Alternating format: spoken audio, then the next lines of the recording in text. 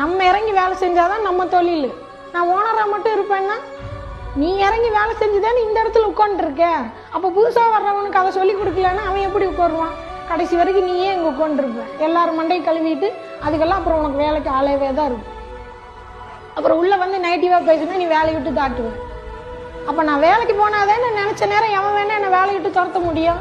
இதே நான் ஓனராக இருந்தேன்னா என்னை எவன் துரத்த முடியும்?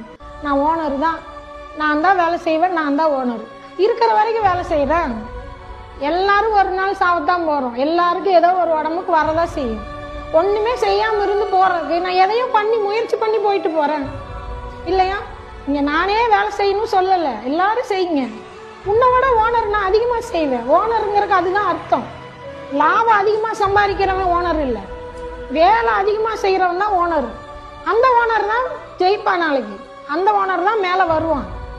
இங்கே வேலை அதிகமாக வாங்கிட்டு காசு மட்டும் வைக்கணும்னு நினைக்கிறவன் தொழில் வளராது இல்லையா? எப்பவும் அந்த மைண்ட் செட்டில் இருக்காதீங்க. ஒரு வேலை பழகிறோன்னே காசு கொட்டணும்.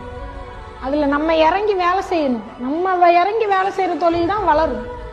எப்பவும் ஆளை எதிர்பார்த்துட்டு இருந்தீங்கன்னா வளர முடியாது. இதுதான் உண்மை. நம்ம இறங்கி வேலை செஞ்சாதான் நம்ம தொழில். நான் ஓனராக மட்டும் இருப்பேன்னா